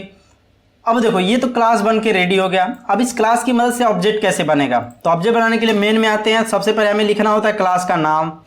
अब किस नाम से ऑब्जेक्ट बनाना है, चलो EIOB नाम से ही बना देता हूँ, ठीक है। और फिर न्यू लिखते हैं, और यहाँ पर आपका आता है कंस्ट्रक्टर EIOB, ऐसे भी आपका बन जाएगा। लेकिन अगर आप यहाँ पे साउट करके अगर इसे एक्सेस करना चाहते हो, इस ऑब्जेक्ट्स में देखना चाहते हो कि वैल्यू क्या है नेम में, तो अगर यहाँ पे मैं प्रिंट करता हूँ, सॉरी अभी ये मेन वाला प्रिंट होगा, इसे राइट क्लिक करके प्रिंट कराता हूँ। तो अभी देखो प्रिंट क्या हो रहा है, नल वैल्यू, यानी कि हमारी नेम के अंदर नल वैल्यू है। अब इसी अगर पैरामीटराइज कंस्ट्रक्टर नहीं यूज करते हैं, सिंपली EIOB डॉट नेम के अंदर, EIOB डॉट नेम के अंदर मैं अगर वैल्यू डालता हूँ, क्या डालूँ, जेम्स डाल देता हूँ, ठीक है। अब मैं रन करता हूँ अगर, तो देखो क्या वैल्यू आती है, तो जेम्स लिख के आएगा, यानी कि जेम्स इसके अंदर वैल्यू चली गई है, ठीक। अब मैं इसको हटा देता हूँ और पैरामीटराइज कंस्ट्रक्टर के थ्रू ही वैल्यू डालने की कोशिश करता हूँ। तो यहाँ पर मैं डालता हूँ जेम्स, ठीक, पैरामीटराइज कंस्ट्रक्टर में, और यहाँ पर हम लोग डालेंगे नंबर भी स्ट्रिंग टाइप में ही जाएगा, 1 2 3 4 5 6 डाल देता हूँ। अब मैं अगर EIOB ऑब्जेक्ट को अगर यहाँ पर ऐसे करके प्रिंट कराता हूँ, तो देखो क्या प्रिंट होता है, तो गार्बेज वैल्यू ऐसे सिंबल प्रिंट हो रही है। तो यहाँ पे नंबर को कराते हैं, तो नंबर अगर हम लिखते हैं यहाँ पे, तो आपका आ जाएगा, प्रिंट कराते हैं, देखते हैं क्या आता है। तो 1 2 3 4 5 6 आ गया है, यानी कि उस वाले को नेम को भी प्रिंट कराते हैं, साथ में दोनों को प्रिंट कराते हैं। तो यहाँ पर देखो 1 2 3 4 5 और जेम्स, ये दोनों आ गया ना। तो ऐसे ही ऑब्जेक्ट्स वगैरह को हम लोग यूज करते हैं। और पैरामीटराइज कंस्ट्रक्टर, एम्पटी कंस्ट्रक्टर का कॉन्सेप्ट आपको समझ में आ गया होगा। और जैसा कि एम्पटी कंस्ट्रक्टर अभी देखो आपका हाइड है, तो देखो अभी ये ग्लो नहीं कर रहा है। तो जैसे ही आप क्या करोगे, यहाँ पर अब जो पैरामीटर हम लोग पास किए, अगर इसे हटा देते हैं और फिर बनाते हैं, तो देखो ये वाला आपका ग्लो कर गया, यानी कि ये आपका यूज़ में अब आ रहा है, ठीक है। तो अगर हम इसे डिलीट कर देते हैं, इसे हम हटा देते हैं, ठीक है। और फिर जाकर इस प्रोग्राम को रन करते हैं तो क्या ये हमारा ऑब्जेक्ट बना रहा है? क्या नहीं बना रहा है। देखो एरर आ गई। यानी कि आपको ये कंपलसरी होता है कि हम यहाँ पर एक इम्पटी कंस्ट्रक्टर बनाएं। इम्पटी कंस्ट्रक्टर क्यों बनाएं? कि देखो इम्पटी अगर ऑब्जेक्ट बना रहे तो बन ही नहीं रहा है, ये पैरामीटराइज मांग रहा है, तो पैरामीटर हमें पास करना पड़ेगा।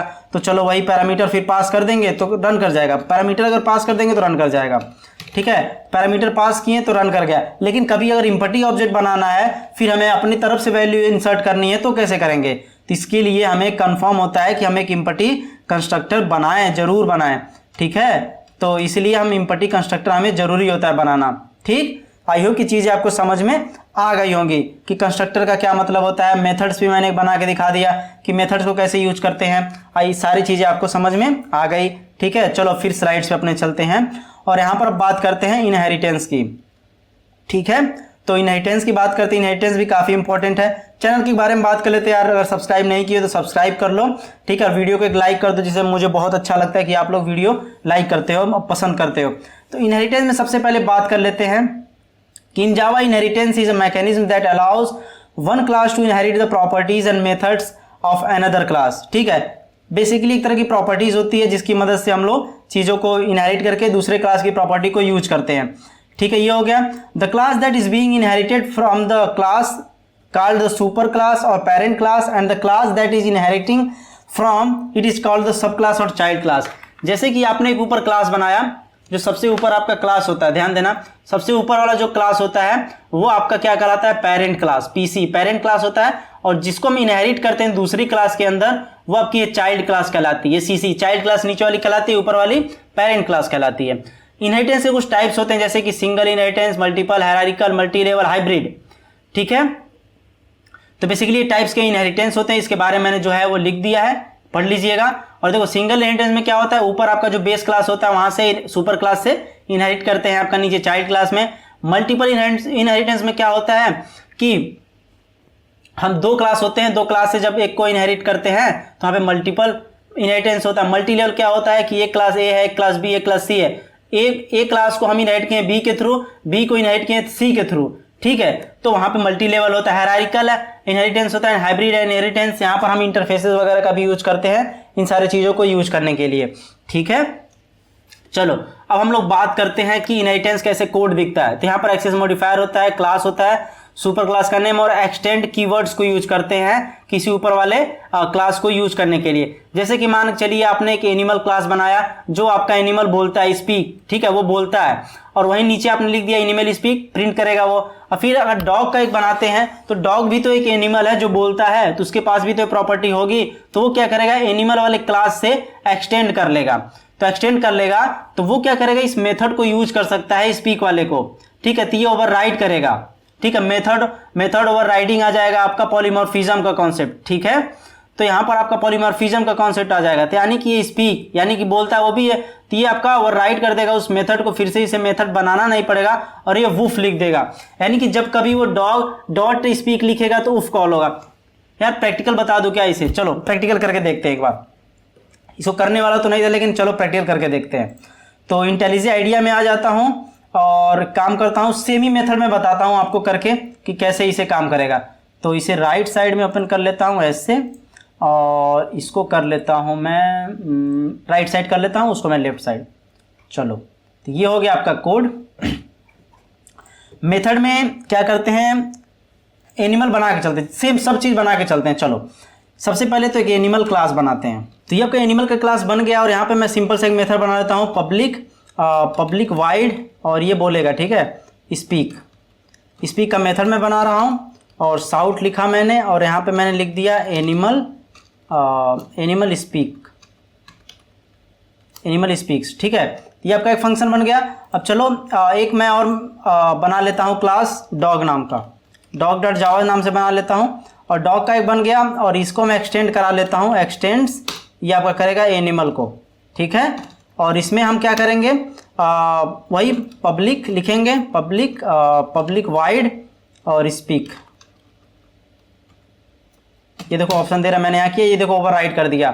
यहाँ पर आपका कॉन्सेप्ट आ गया पॉलीमॉर्फिज्म का, ठीक है, ओवरराइड जो करता है, ठीक। तो ये आपका हो गया। और यहाँ पर हमें इसको हटाना है। सुपर का मतलब करते हैं कि पेरेंट वाले को कॉल करने के लिए करते हैं, तो बेसिकली यहाँ पे हमें खुद लिखना है, साउट लिखेंगे और यहाँ पे हमें उफ लिख देंगे, ठीक है। उसका कॉन्सेप्ट बहुत बड़ा है यार, अगर आपको चाहिए तो मैं वीडियो बना दूंगा, ठीक है। इतना हो गया। अब हम चलते हैं मेन मेथड के अंदर, ठीक है, या यूवी के अंदर ही आ जाते हैं। चलो मेन मेथड के अंदर आते हैं और ये जो इतना कोड लिखा था इसे हटा देते हैं, इन सारे को हटा देते हैं, ठीक है। अब एक काम करते हैं, यहाँ पर हम लोग ऑब्जेक्ट बनाते हैं।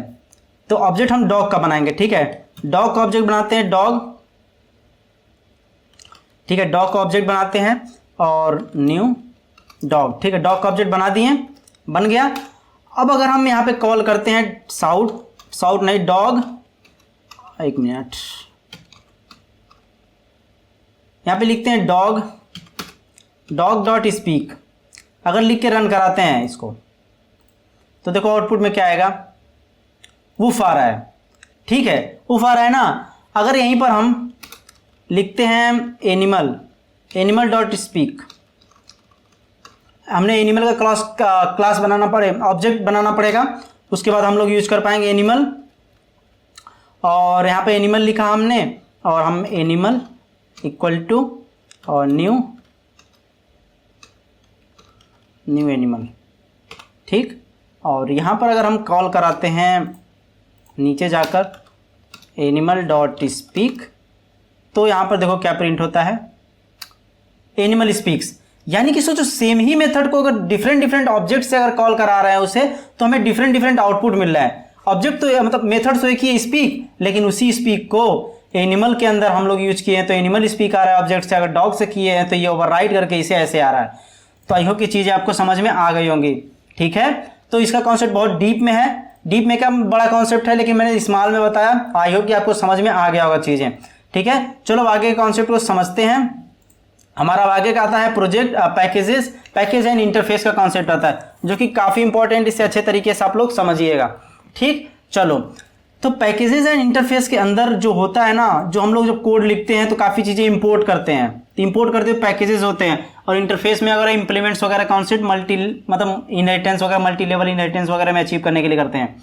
चलो पैकेज को समझते हैं। Package is a mechanism to encapsulate a group of classes, interfaces and sub packages.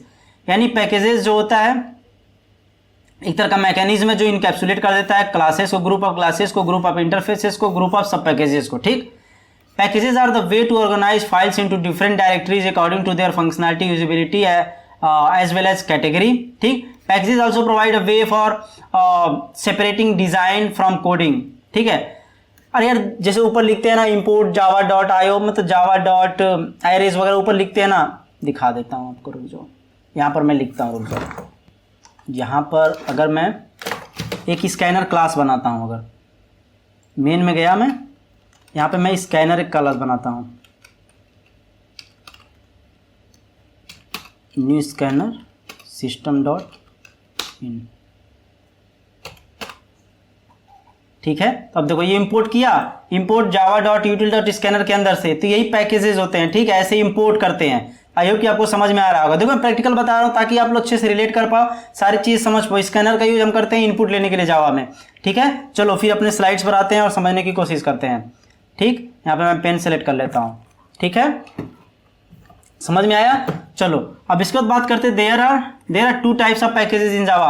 Basically पहला यूजर डिफाइंड पैकेज होते हैं, उसे हम खुद डिफाइन करते हैं, यूजर करता है। बिल्ड इन पैकेज होता है, जावा के अंदर आता है। तो देखो java.io स्टार आता है, java.lang etcetera known as build in packages आते हैं ऐसे, ठीक है।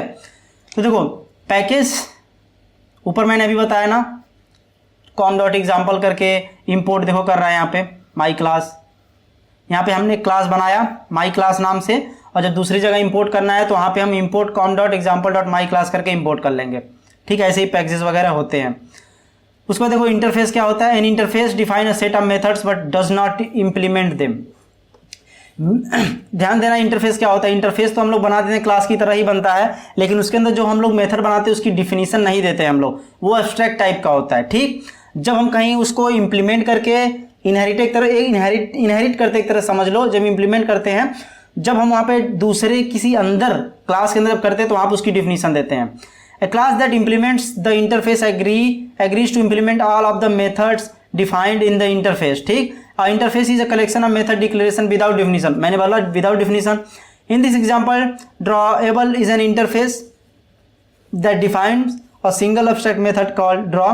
ये एब्स्ट्रैक्ट मेथड है, बाय डिफॉल्ट एब्स्ट्रैक्ट रहता है, ठीक है। Any class that implement the drawable interface must provide an implementation of this method, यानी कोई भी क्लास, ध्यान देना, कोई भी क्लास अगर इनहेरिट करती है, इसे इंप्लीमेंट करती है अगर, ठीक है, इस वाले क्लास को, यानी कि यार मतलब इस मेथड कोई अगर इसको ड्रॉएबल को कोई अगर इंप्लीमेंट करता है कोई क्लास, तो वहाँ पर उसे ड्रॉ जो मेथड यूज करना ही करना है उसको, और वहाँ पे उसे डिफिनीशन भी देनी है। To implement an interface in Java you use the implements keyword, implements keyword use करते हैं और इनहेरिटेंस में एक्सटेंड यूज करते हैं।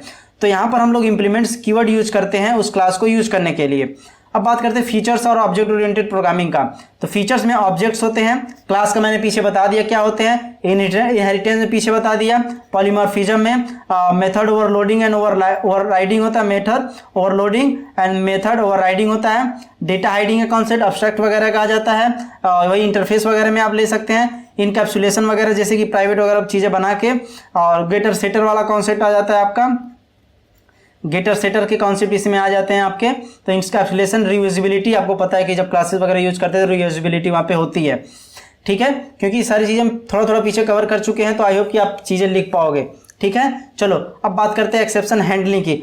मैं फिर बोल रहा हूँ, अगर डिटेल्स वीडियो चाहिए आपको जावा पर, ऊप्स पर, कलेक्शन फ्रेमवर्क पर, तो कमेंट करके मुझे बताओ, मैं वीडियो बना दूंगा, ठीक है। चैनल के बारे में बात कर लेते हैं यार, प्लीज़ अगर लाइक नहीं किए हो तो लाइक कर दो, एक सब्सक्राइब कर लो ताकि आपको नोटिफिकेशन आगे मिलती रहे। एक्सेप्शन हैंडलिंग की बात कर लेते हैं। तो an exception is an unwanted और unexpected event which occurs during the execution of a program. क्या होता है कि जब कभी हमारा प्रोग्राम एग्जीक्यूट होता है तो ये कभी कभी कुछ अनएक्सपेक्टेड एंड अनवांटेड हमारे इवेंट्स अकर हो जाते हैं, कुछ प्रॉब्लम आ जाती है रन टाइम पर, ठीक है, जो हमारे जो फ्लो होता है एग्जीक्यूशन का उसे हमें डिसरप्ट कर देती है। तो यानी कि इन सारे एक्सेप्शन को हमें हैंडल करना आना चाहिए, पता होना चाहिए कहाँ पे कौन एक्सेप्शन आ रही है, अगर ये एक्सेप्शन ये है तो यूजर्स को ये चीज़ें दिखे, ठीक। Exception handling provides a type-safe, integrated approach for handling unusual problems that arise while executing a program. वही है, to handle the exception handling mechanism is designed. इन सारे एक्सेप्शन को हैंडल करने के लिए एक्सेप्शन हैंडलिंग मैकेनिज्म को डिजाइन किया गया है। तो जावा प्रोवाइड जो मैकेनिज्म हमें करता है वो है ट्राई कैच ब्लॉक, ठीक है। चलो उसको देख लेते हैं, ट्राई कैच ब्लॉक को। तो ये ट्राई ब्लॉक हो गया, एक कैच ब्लॉक हो गया, ठीक है। The try block can have one or more statement that could generate an exception, ठीक है। तो ट्राई ब्लॉक के पास एक से ज़्यादा स्टेटमेंट्स हो सकते हैं जो हमें एक्सेप्शन जनरेट करके देता है। If any one statement generate an exception, तो क्या करता है, remaining statement in the block are skipped, यानी कि इसमें दो स्टेटमेंट है, अगर पहला आपका रन कर गया, एग्जीक्यूट हुआ, एक्सेप्शन मिल गया, तो आपका आगे का स्किप कर देगा और तुरंत ही जंप कर जाएगा आपके कैच ब्लॉक पे, ठीक है। That is placed next to the try block, ठीक। Every try statement should be follow by at least one catch statement, यानी कि ट्राई अगर लिख रहे हैं तो कैच होना ही होना चाहिए एक, otherwise compilation error will occur, या तो कंपाइलेशन एरर आएगी, यानी कि जब कभी आप ट्राई लिखोगे तो कैच लिखना ही लिखना है, नहीं लिखोगे तो जरूर एक्सेप्शन एरर आएगी, जरूर आपकी कंपाइलेशन एरर आएगी, कंपाइलेशन एरर जरूर आएगी, ठीक है। फाइनली क्या होता है, it can be use to handle an exception that is not caught by any of the previous catch statement. जब ट्राई कैच ब्लॉक नहीं कुछ फाइंड करते हैं तो फाइनली में आ जाते हैं, फाइनली प्रिंट कर देता है, ठीक। Finally block can be use to handle any exception generated within a try block, it may be added immediately after the try block और after the last catch block as follows. Try के बाद भी add कर सकते हो, last में भी add कर सकते हो, और फाइनली जो होता है एग्जीक्यूट होता ही होता है, ठीक है। अब देखो मैंने एक एग्जाम्पल दिया ट्राई कैच फाइनली का, ठीक है। अब देखो ट्राई में क्या लिखा, the code that might throw an exception goes here. अब रिजल्ट में डिवाइड 10 को डिवाइड करते हैं 0 से, तो ये हमको आपको पता है कि अरिथमेटिक एक्सेप्शन देगा, यानी कि अगर 10 में 0 से डिवाइड करेंगे तो क्या आएगा, इनफाइनाइट में जाएगा, नहीं डिवाइड होगा, तो ये एक्सेप्शन आनी है। तो नीचे जो हमने लिखा है ट्राई ब्लॉक के अंदर, ये आपका रिजल्ट वैल्यू प्रिंट नहीं करेगा, यानी कि ये स्टेटमेंट आपका नहीं होगा, जो मैंने पीछे बोला ये आपका एग्जीक्यूट नहीं होगा।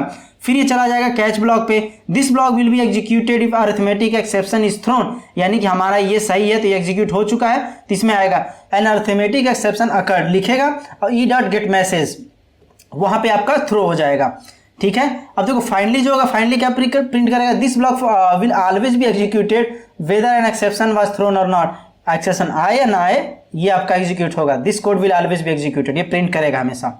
अ method that thrown an exception, public static int divide, एक मेथड हम लोग बना सकते हैं न्यूमरेटर और डिनोमिनेटर रिटर्न करेंगे न्यूमरेटर एंड डिनोमिनेटर करेंगे, तो ये हमें एक्सेप्शन यहाँ पे देखने को मिल जाएगा। ठीक है, डिवाइड वाला देखो, इस वाले मेथड को यहाँ पे हम लोग यूज किए हैं। तो ऐसे ही एक्सेप्शन हैंडलिंग वगैरह करते हैं और अपने कोड को अच्छे तरीके से हम लोग लिखते हैं। ठीक है, अब बात करते हैं मल्टी प्रोग्रामिंग का, मल्टी थ्रेड प्रोग्रामिंग का या मल्टी थ्रेडिंग। अब मल्टी थ्रेड प्रोग्राम कंटेन्स 2 और more parts that can run concurrently, यानी कि जब हम प्रोग्राम, आपको तो पता है कि प्रोसेसर एक टाइम पे एक ही चीज एग्जीक्यूट करता है, लेकिन जो प्रोसेस होता है ऑपरेटिंग सिस्टम में आप लोग पढ़े होंगे, तो प्रोसेस के अंदर मल्टीपल थ्रेड होते हैं, वो थ्रेड ऐसे ऐसे चलते रहते हैं। लेकिन अब जब मल्टी थ्रेड प्रोग्रामिंग क्या होता है कि हम इस तरीके से कोड करते हैं कि जो थ्रेड होते हैं, हम थ्रेड को इस तरीके से कोड कर दें कि कंकरेंटली करें, यानी कि एक साथ ऐसा लगे कि एक साथ ये कोड को एग्जीक्यूट कर रहे हैं और हमें एक अच्छा यूजर एक्सपीरियंस मिले। वही मैंने बताया, वीडियो जब प्ले होती है तो ड्यूरेशन भी चलता रहता है, वीडियो भी प्ले होती रहती है, काफ़ी चीज़ें एक साथ चल रही होती हैं। Each part of such a program is called thread and each thread defines separate path of the execution. सारे थ्रेड होते हैं वो अलग अलग सेपरेट पाथ दिखा रहे होते हैं एग्जीक्यूशन का। ठीक है, each thread run parallel to each other, एक दूसरे से पैरेलल रन कर रहे होते हैं, तभी दिखता है कि एक साथ प्रोग्राम रन हो रहा है। और multi threading is a specialised form of multitasking. ठीक है, in multi thread program each thread has its own life cycle. सारे थ्रेड की अपनी लाइफ साइकिल होती है। सबसे पहले तो प्रोग्राम न्यू में आता है, ठीक है, स्टार्ट होता है यहाँ से, उसके बाद रनेबल में चला जाता है, रनेबल्स में जाता है वेटिंग स्टेट में। जैसे कि आप कोई अवेट लॉक में जाता है, वहाँ पे वेटिंग करता है, इनपुट आउटपुट जो भी होता है ना, वेटिंग के लिए जाता है। फिर यहाँ से आपका अनलॉक होता है सिग्नल, फिर रनिंग में चला जाता है रनेबल में, फिर जाता है टाइम वेटिंग, हो सकता है कुछ 1 सेकंड 2 सेकंड कुछ टाइम के वेटिंग मिली सेकंड में चला गया, तो टाइम वेटिंग में यहाँ पे जाता है, टाइम वेटिंग वेट करता है, फिर इंटरनल जैसे ही उसका टाइमिंग एक्सपायर होता है वो फिर ऊपर चला जाता है। ठीक है, फिर यहाँ से नीचे भी आ सकता है अगर ज़्यादा देर तक फिर रनेबल में वेट करना पड़े तो, रनेबल में गया तो फिर इनपुट आउटपुट के लिए अगर उसे जाना पड़ा तो फिर रनेबल में गया, फिर यहाँ से रनेबल में जाने के बाद फिर ये टर्मिनेट हो जाएगा, यानी कि आपका टास्क कंप्लीट हो गया रनेबल में जाके और ये टर्मिनेट होकर निकल जाएगा। ठीक है, चलो अब बात करते हैं जावा एप्लेट की, कि जावा एप्लेट क्या होता है।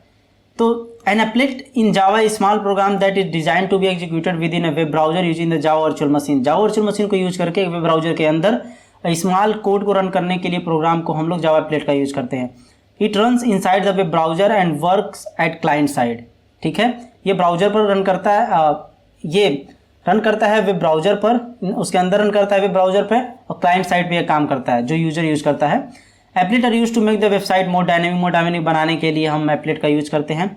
लाइफ साइकिल होती है इसकी init, start, stop, destroy and paint. ठीक है, इसका मतलब हम इनिशियलाइज करने के लिए करते हैं, स्टार्ट करने के लिए, स्टॉप करने के लिए, डिस्ट्रॉय करने के लिए, और invoked immediately after the start method and also any time applet need to repaint itself in the browser.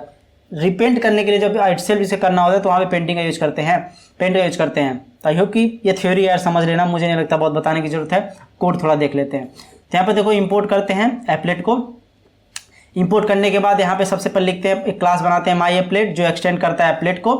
ठीक है, जो यहाँ से इंपोर्ट किए हैं यहाँ से आपको एक क्लास मिलेगी, और ये देखो पेंट वाला आ गया, यही रिपेंट वहाँ पे काम करता है वेब ब्राउजर में। ठीक है, और इसे HTML का एक कोड, HTML में जाते हैं, ये तो आपको पता है HTML में हम लोग ऐसे कोड लिखते हैं, हेडर में टाइटल लिखते हैं, पीछे हम दूसरी यूनिट में हम लोग कवर किए हैं, सारी चीज़ें करेंगे।